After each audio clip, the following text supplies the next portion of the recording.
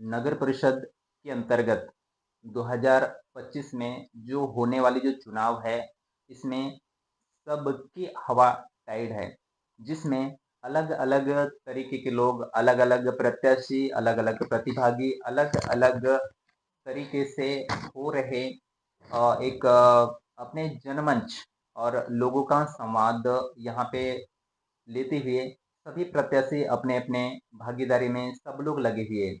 किस्सा कुर्सी का, जी हाँ, हम बात करें किस्सा कुर्सी का जिसमें गोरेगांव नगर अध्यक्ष के पद से लेकर के पार्षद तक सब लोग अपनी-अपनी भागीदारी बखूबी से निभा रहे हैं और हम अभी आए हुए गोरेगांव शहर में, गोरेगांव तालुका में जो एक कांग्रेसी प्रतिभागी है, एक प्रत्याशी है, वार्ड क्रमांक 10 की एक महिला उम्मीदवार, जी हाँ, एक महिला उम्मीदवार जो एक सशक्त नारी के रूप में उभरी हुई है और जैसे-जैसे नारी शक्ति आगे आ रही है, वैसे-वैसे लोगों का हुजूम और लोगों का एक जन समर्थन आगे आ रहा है। हम ऐसे ही एक कैंडिडेट से, ऐसे ही एक प्रत्याशी से हम लोग बात करने जा रहे हैं।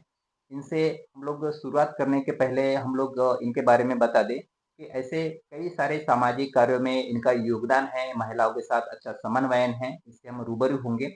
नमस्ते मैडम। नमस्ते जी। जनहित मीडिया में आपका स्वागत है। जी, तो हम लोग चर्चा शुरू करने से पहले आपका एक परिचय से हम लोग शुरुआत करना चाहेंगे जी सर। कि आपका परिचय आप पूरे बताइए, आपका डेज़िग्नेशन क्या है? इसके पहले आपने क्या किया? सामाजिक दायित्व आपका किस हिसाब से है? आपका परिचय से चालू यस कीजिए। सर। सबसे पहले तो मैं सबको पहले अपना नमस्कार। मेरा नाम वंदना प्रकाश पंचभाई है।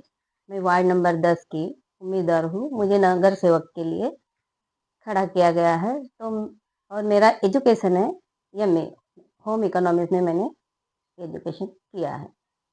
जी, तो मैम आप बताइए मुझे कि जैसे कि एक आप घरेलू गृहिणी हैं जी, और आप बतौर कांग्रेस की टिकट पर आप पार्षद के लिए चुनाव में आए हुए हैं। तो घर और ये राजनीति ये कैसे क्या आ गई? आप थोड़ा हाँ, जी, इसके लिए मुझे जो हमारी पार्टी के मेन ये है खासदार जी, जी, पार्टी के खासदार जी, माननीय जी नाना भाऊजी भटोले, जी, माननीय गोपाल जी अग्रवाल, जी, माननीय यरोला जी, जी, इन्होंने मुझे पार्टी की उम्मीदवारी दी है।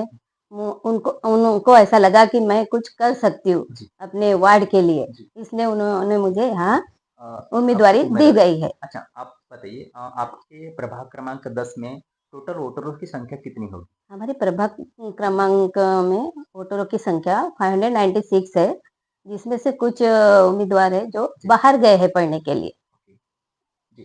तो गोरेगाँव शहर की अगर बात करें तो टोटल जनसंख्या कितनी होगी एक मोटा-मोटा? टोटल जनसंख्या 8 से साढ़े 8 हजार है। ये दिन पे दिन बढ़ते ही जा बढ़ते रही जा है। रही हाँ। है। अच्छा, तो जैसे कि आपके प्रतिभागी में बहुत सारे ऐसे पार्षद खड़े हैं, तो जनता आपको ही वोट क्यों दे? मतलब आपने जनता के लिए ऐसे कौन से कार्य किए, समाज कार्य किए? आप किस तरीके से लोगों के घर पे जाकर के वोट बटोरते हैं? जी, मैं इसलिए बटोरती हूँ क्योंकि मैं एक शैक्षणिक विभाग से संबंधित हूँ जी, और मेरी जो छोटी-सी संस्था है स्कूल, वहाँ मेरे बच्चे पढ़ते रूरल एरिया से आते हैं, ग्रामीण भाग से। जी, तो उनको मैं थोड़ा सेवा देती हूँ। यानी ऐसा भी नहीं जैसे बहुत हुँ, से बच्चे हैं हमारे हुँ, इधर गोरेगाँव में, जी, जो गोंदिया में पढ़ाते हैं, जी, बड़े-बड़े लोगों के बच्चे हैं, हुँ, तो वो ग्रामीण भाग में नहीं पढ़ते, जी, उसकी मैं सेवा देती हूँ।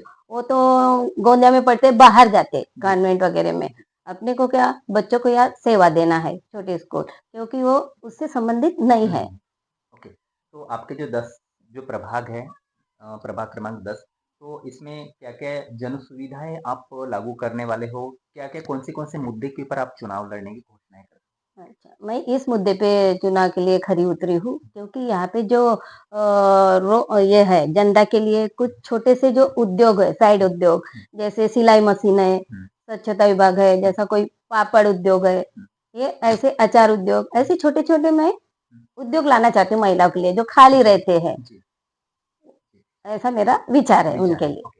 तो आप स्वास्थ्य के साथ में क्या बोलेंगे? स्वास्थ्य और शिक्षा के बारे में? जैसे कि हमारी जो स्वास्थ्य सुविधा है दिन-ब-दिन उम, मतलब कम होती जा रही कम है। होते जा रही जहाँ पे सरकारी अस्पताल में अगर जाते हैं आप पीएचसी ले लीजिए, है। जी, है ना? आपके गोरेगाँव में पीएचसी वहाँ का भी अगर ले लो, तो वहाँ पे चिकित्सा लोगों को उतनी अच्छी तरीके से नहीं मिल पाती। जी। तो इसके ऊपर आप क्या कहोगे? तो हम शिक्षा और स्वास्थ्य में भरपूर सुविधा देंगे बच्चों के लिए जी, और ग्रामीण महिलाओं के लिए, ताकि उनको पूरी सुविधा हो। जी।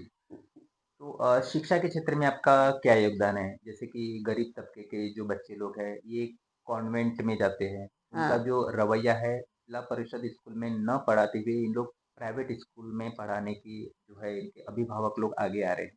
तो इसमें आपको क्या कहना है? और एक तरीके से गवर्नमेंट का रूल दिन-ब-दिन मतलब बदलते जा बदलते रहा जा है रहा है।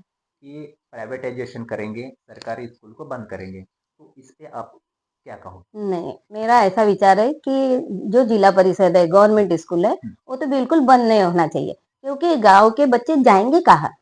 बड़े जो है बड़े जो लोग हैं, वो तो बाहर भेजेंगे, फॉरेन भेजेंगे, यहाँ भेजेंगे, बड़ी-बड़ी शिक्षा देंगे, लेकिन हमारे जो ग्रामीण भाग के जो व्यक्ति है, वो कहाँ भेजेंगे? अपने गाँव का विकास के लिए तो वो बच्चों को भेजते ही है। जी, भले वो उसमें टीचर कम हो, हुँ, लेकिन उनको बच्चों को अच्छा एजुकेशन मिलना चाहिए।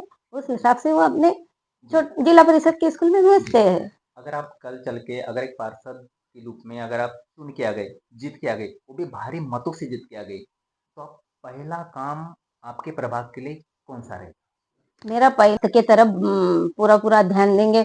जो शिक्षा है, उसको तो हम आगे तो बढ़ाएँगे, लेकिन हुँ, जो स्वास्थ्य विभाग है, हुँ, स्वास्थ्य विभाग पूरा चरमरा गया है, हुँ। उसके लिए हम बहुत ज़्यादा भर देंगे। जी, जी। तो आखिर में एक प्रश्न हम पूछना चाहेंगे जी, कि जनता से आप क्या अपील करना चाहोगे, जो ज़्यादा से ज़्यादा आपको वोट कर सके? जनता ये जनार्दन है ना, जनता ही चाहेंगी कि जनता देखेंगे हमारा काम कि हम जी, क्या कर रहे हैं, क्या नहीं कर रहे हैं। जी, जनता जनता तय करेंगी कि किसको उम्मीदवार बनाया जाए, जो कुछ कर सकता है। क्योंकि शिक्षा बहुत बड़ी चीज़ है। जी। शिक्षा यानी क्या? जैसा एजुकेशन एजुकेशन के हुँ, साथ-साथ अभी महिला भी बहुत जागरूक हो गई जी, है, क्योंकि पहले चूल और मूल था, जी। अभी क्या वो चूल दोनों दोनों संभालते हैं। समाज वो सक्षम भी हो गई, पहले अबला थी, अभी जी। सबला बन गई, क्योंकि नारी जी, सब पे नारी भारी, सब पे भारी, एक नारी सब सब पे पे भारी। भारी। जी, इसलिए नारी ये हमारी जो काम है, गली से पूरा दिल्ली तक दिल्ली। पहुंचना चाहिए। ऐसा मेरा ठाम विश्वास है कि सभी नारी मेरे मेरे साथ में सक्षम होके मेरे साथ हुँ, सहकार्य करेंगे। सर ऐसा मैं आपको ऐसे मैं डायलॉग जनता से लास्ट वाला डायलॉग। ऐसे मैं जनता से विनती करती हूँ। हुँ, और क्योंकि नगर सेवक का जो काम होता है, वो पूरा नेता का नहीं होता। नगर सेवक का काम रहता है जो सच्ची सेवा करे प्रभाग की। जी, इसलिए मैं सभी से यह अपील करना चाहूंगी हुँ, कि न जात न पात, जनता का साथ और हमारा हाथ। जी। नमस्कार। तो जनहित मीडिया पे आपने सुना एक प्रत्याशी प्रत्याशी की जुबान से हम लोग बहुत सारी जो चीज़ें हैं, बहुत कम समय में बहुत ज़्यादा बातें इन्होंने रखी। एक तरीके से नारी शक्ति आगे आ रही है, जिस हिसाब से हम कह सकते हैं कि एक जो नारी है, वो सब पे भारी है और दूसरी बात ये है कि एक स्त्री, एक नारी न जाने कितने रूप बदलती है। जी हाँ, अगर छोटे से अगर हम मान के चलिए तो एक बेटी होती है, फिर बड़ी होती है, एक बहू होती है।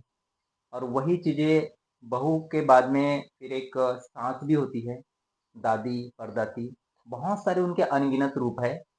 तो ऐसे एक नारी शक्ति को सलाम है, जनहित मीडिया आपको सलाम करता है कि इतनी बड़ी जनसंख्या में और इतनी बड़ी तादाद में नारी शक्ति आगे आ रही है। नारी शक्ति अपने आप में एक प्रबल है, बहुत सारे चीज़ें हैं जो नारी शक्ति कर सकती है, वो कोई दूसरा नहीं कर सकता, ऐसा हम्म। जनहित मीडिया का मानना है।